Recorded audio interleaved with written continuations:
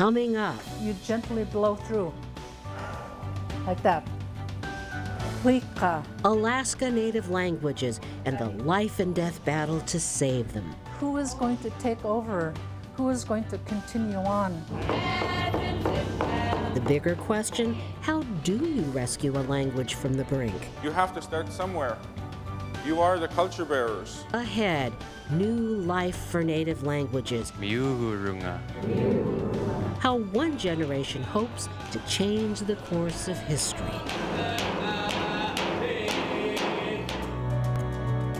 Alaska, where there are old triumphs, but also new frontiers, with challenges as great as the state itself, but a belief that the best is yet to come, bringing you the faces, the places, and the spirit of the last frontier. This is Frontiers with Rhonda McBride. Welcome to Frontiers. Today, there are about 20 Alaska Native languages, and linguists say that many of them are on life support and could breathe their last by the end of the century. But at this year's Alaska Federation of Natives Convention and the Elders and Youth Conference, there were many signs of hope. It was about 50 years ago that traditional Yupik dances like this were in danger of disappearing. But communities like Tuksuk Bay stepped up to save them. And that success breathed new life into efforts to save the language and culture. As the 11th governor of the state of Alaska, I apologize to you, Alaska's first people, for the wrongs that you have endured for generations. No Alaska governor has ever issued such an apology. For being forced into boarding schools, I apologize.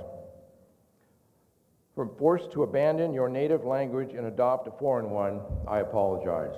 Governor Walker told the gathering he understands how the suppression of language and culture spread like a cancer from generation to generation. This apology is long overdue. It is but one step in hundreds more to go on this journey. Not too long ago, these Tsimshian dancers from Southeast Alaska were content to sing words to songs they didn't understand.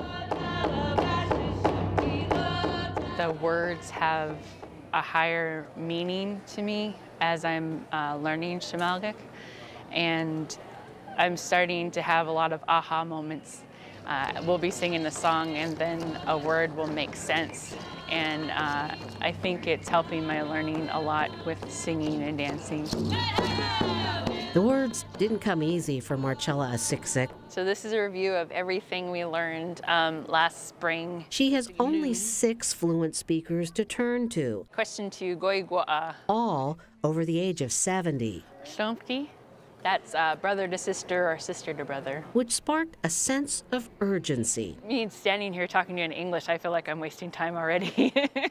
My clan is Gachi, which is raven, and Dena'ina. Marilyn Balluta is from Non-Dalton in the Bristol Bay region. You gently blow through, like that. Very good. She says her grandparents and an auntie were fluent speakers of Dena'ina. She says she's lucky they carried on conversations with her well into adulthood, enough to pass the torch. Now it's her turn to spread the light. The fire is burning within us to continue on to teach our indigenous language. My name is Tristan Madros. In Tliagahaka, I am called Yada. Tristan Madros is a Koyukon Athabascan who shared a story he heard when he was small about a medicine man's predictions. Our way of life, our songs, our language, it will all go to sleep. So that people could learn Western ways. And when they had, a future generation would awaken the language. We're living in a time of awakening. We are breathing life into our culture again, just as that medicine man had foretold. But the medicine man probably didn't foresee just how the language would be reawakened. This Tlingit rap video was showcased at the Elders and Youth Conference. I picked those blueberries. Man, I love my mom. Understand? I smoke a fat pound of salmon. The message of the song, to blend the best of two worlds. I meant for it to be kind of inspiring, to go out of your comfort zone and not just let natives know how native you are, let all of the world know how native you are.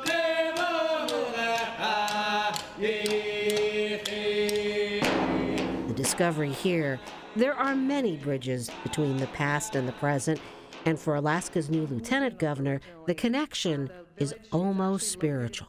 And my best dreams are with my grandmother, and we are speaking Yupik to each other. And I understand what she is saying, and she understands me.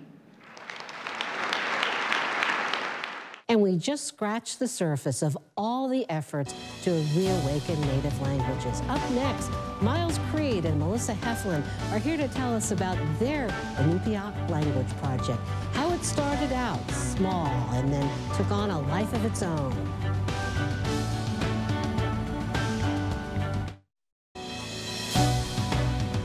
There's nothing like the Elders and Youth Conference anywhere, and one of its most important roles to grow new leaders. KTVA's Heather Hinsey introduces us to a group of young people from Southeast Alaska who believe language and culture have the power to heal. Standing 6'9", Damen Bell-Holter has a powerful stage presence. Even more impressive is his command of his Haida language.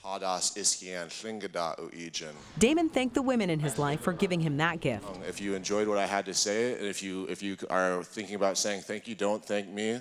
Thank my mom, my awa, Talkunts. She's the strongest Ben in the copper. That's what her Haida name means, the strongest Ben in the copper. Damen is a former professional basketball player turned youth mentor. Growing up in the small southeast village of Heidelberg, Damen saw the need for more role models from rural Alaska. It's the sole purpose of why I do what I do, is because I prayed and wished as a kid that I had somebody who had done what I wanted to do, or had my story or background, came to my community and told me, hey, you could be whatever you want. He helped bring 20 teens and young adults to Anchorage for the 2018 Elders and Youth Conference. What I learned the most is that I'm not alone in wanting to keep my culture alive. Seeing all these youth here just as passionate as I am about keeping, it doesn't have to be Haida, it can be Tlingit, Yupik, Inupiat, any culture, what you belong to, keeping that alive and making sure it's there for the next generation. The youth say that sense of belonging and cultural identity is crucial for moving their cultures forward. Yeah, I feel like a lot of kids don't really know where they come from, and that's a disconnect, and it leads to a lot of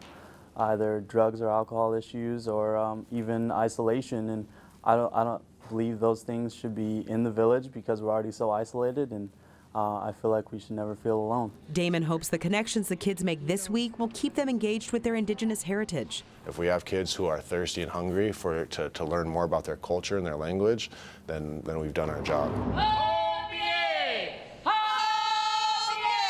The conference celebrates the different cultures of Alaska and the experiences they all share as Native people, and helps today's youth prepare to be the elders of tomorrow. For Frontiers, I'm Heather Hinsey. It's a beautiful thought in any culture. Grow up to become the elder you want to be. Let that thought sink in a bit, because it's inspired a growing number of young Alaska Natives to embrace their language and culture. And joining us now, two elders in training, Melissa Heflin and Miles Creed. Now, Melissa grew up in Nome and Miles in Kotzebue, and I should point out that, Miles, you are not an Alaska Native, but very passionate about Inupiaq. And I wanted to start with you, Melissa, first. Tell us about your experience growing up in Nome. Uvanga Maktoyak Sitnasaw Mulurunga. So I shared with you my Inupiaq name is Maktoyak, and I grew up in Nome. My grandparents, Daisy Nuakak and Louis Jack, they spoke Inupiaq to me all the time, and that's all I heard in the house. But the only thing is they didn't require me to speak back in the language. So what sparked your passion to teach the language if they didn't make you speak it? So fast forward 30 plus years, after having 3 children of my own, my youngest son inspired me during his time in kindergarten. And he said, "Mom, I'm taking Spanish. The teachers want me to learn Spanish. Do I have to learn it? Why am I not learning Inupiaq?" So at a 6-year-old frame set, I said, he's sending the message to me, "Mom, make that change." Wow, that's pretty powerful when your kids demand it from you. Miles, what was your experience growing up in Kotzebue with a language? Well, you know, you grow up hearing the language around town. We had classes in school, not very many hours per week. But someone who was close to my parents was Ruthie Sampson, Tetchkavin, the late Ruthie Sampson, who gave me my Inupiaq name, Irak. There you are with your mom. Yeah, in Utkarvik, my first visit there when I was a little kid. But in Kotzebue, I grew up around the language, but I think around 6th grade, they stopped teaching in school. And I remember specifically thinking at that time, why did we stop having Inupiaq classes? We're in an Inupiaq community. But then growing up, you kind of move on with other things in your life. And it wasn't until I came back to Alaska after living abroad and learning foreign languages that I really made a commitment to get involved with the language revitalization movement here in Alaska and specifically with Inupiaq.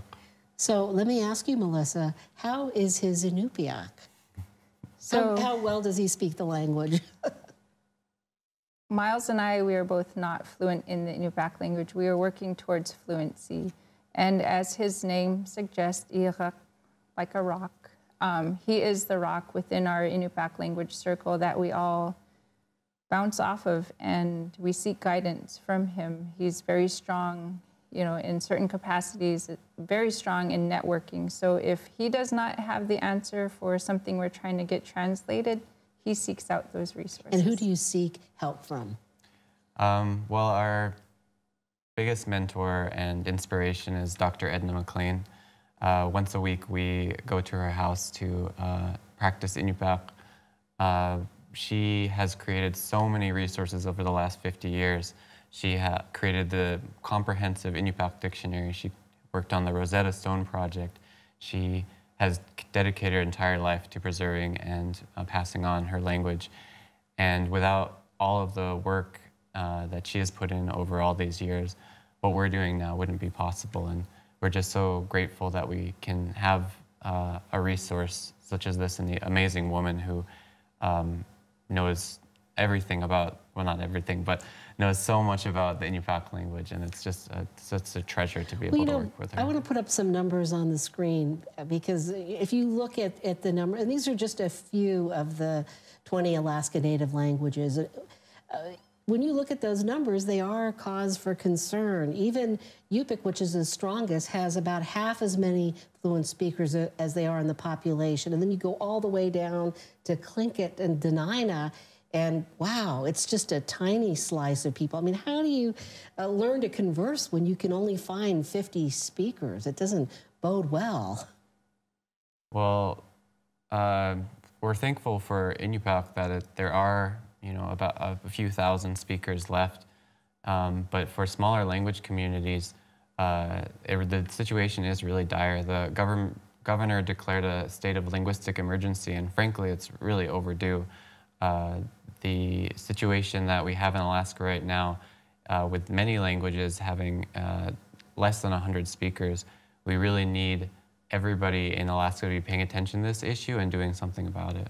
Well, were you excited at the Elders and Youth language workshops, and there were a number of them, that they were pretty much packed? Yeah, so we've co-presented a few times at Elders and Youth, and just seeing throughout the years the engagement from our youth being more participatory in the language groups, and actually like they're asking, how do we introduce ourselves? How do we say who our family is, where they're from? And we're planting these many seeds within our youth, and we're nurturing those seeds. So, you know, in the course of history, usually when a language is lost, it's gone forever. So this is kind of historically different, don't you think? I mean, this thing where you have kids that actually know more than their parents because their parents sort of started to lose it. It's pretty amazing when you think about it. We're seeing, right now, we're seeing so much excitement and movement coming from the younger generations. And like Maktoyak said, her children were her inspiration for taking on the language. And a lot of times you see that is when you do have immersion classrooms, when you do have the language being brought up by children, the parents want to learn, the parents want to support their own children to learn. And so there's so much opportunity from young people, and we really need to listen to them. Well, Maktoyak, we have to ask what your name means. Does it have a meaning?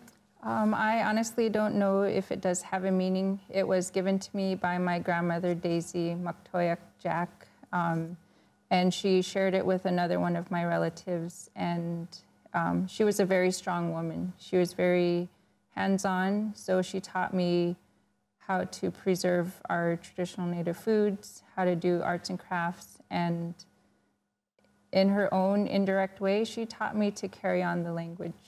Well, we're going to talk more with you about that. They will be back to teach us a few special Inupiaq words. But first, the icing on the cake for this show. How this pair of Canadian throat singers wowed the crowd at AFN.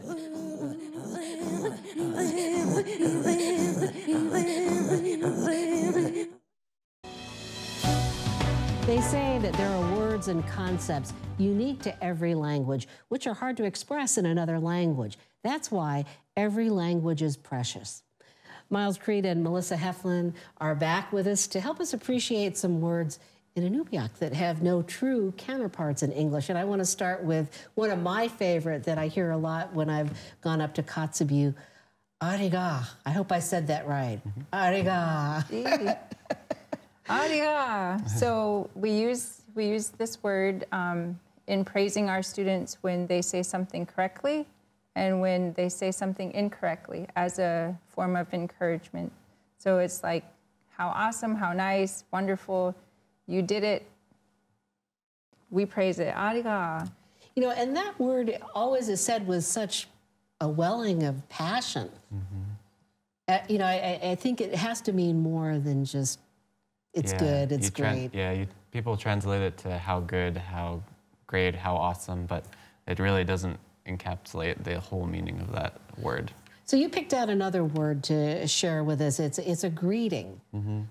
So in Inupiaq, there's not a clear correspondence to hello like you would in English, and a long time ago you didn't really greet people by saying some sort of like greeting like that. But there is a way to greet, you know, an elder or another person that you want to show respect to, and literally saying, I greet you. You can say, Pagalagpin, Pagalagipsik, or Pagalagipsi, which there's 3 different ways to say that because you say it for one person, you say the first one, the second one is to 2 people, and the third one is if you're speaking to 3 or more people. So it's very specific in that way. So now that you've taught us to greet people, how do you say goodbye? Well, there's no real way to say goodbye, but ilanikalu is until next time. Because as a concept, we don't say goodbye to someone, because if we say goodbye, that means we'll never see them again. So ilanikalu is until the next time we meet up again. And in Native cultures, not just in the Inupiat culture, there is always this sense of continuity, that things continue. So we've got another one here, and I guess it's a caution against mispronouncing things. So we teach our students the importance of short vowels versus long vowels. And if you don't say the right pronunciation, you might say something that sounds kind of funny. So one example is if someone says to you, how are you, Kanuitbin? And you say back to them, I'm good, or I'm fine, you can say, Nakurunga. You want to make sure you have the long U. But if you don't have your long U and you say, Nakurunga, it means cross-eyed. So you want to make sure that you get that correct. Well, you chose another word, 'tis the political season. Can you explain this one to us? Yeah, we chose this one because it's really important that everyone gets out to vote this year. And so the way in Inupiaq to say I'm going to vote is Nalirong Neahiga, which literally means I'm going to choose, because there wasn't a word before for to vote. So I'm going to choose it. Ah, that is a good nuance to know. You know, young kids, though, you know, they're so wrapped up in social media and things like that. And I do see that you've made some efforts to meet them on their terms. Can you tell us about this particular app for the iPhone that you have? Yeah, so a few years back, I worked with Dena'ina Corporation on an app called Inupiat, which means let's speak Inupiaq.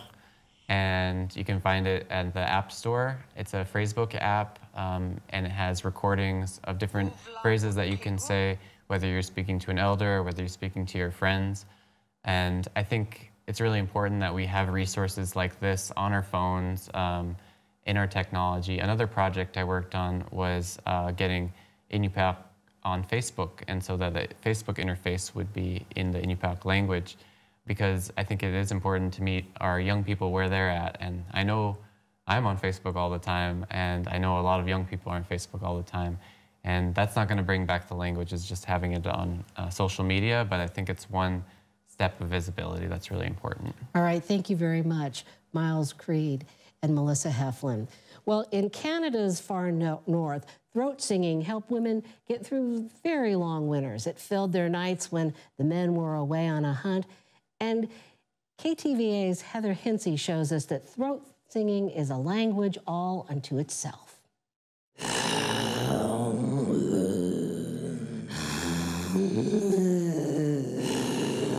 The sounds of Inuk ancestors resonated as the duo Sila took the stage. Throat singing is a unique form of song that has a rich history in northern Canada. Charlotte Kamanuk and Cynthia Pisula grew up in Nunavut and taught themselves the traditional art.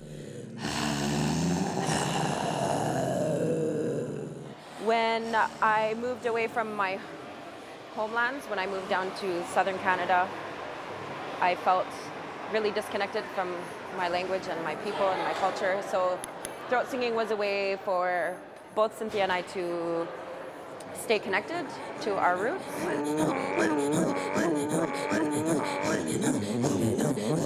They've honed their skills together over the past 15 years.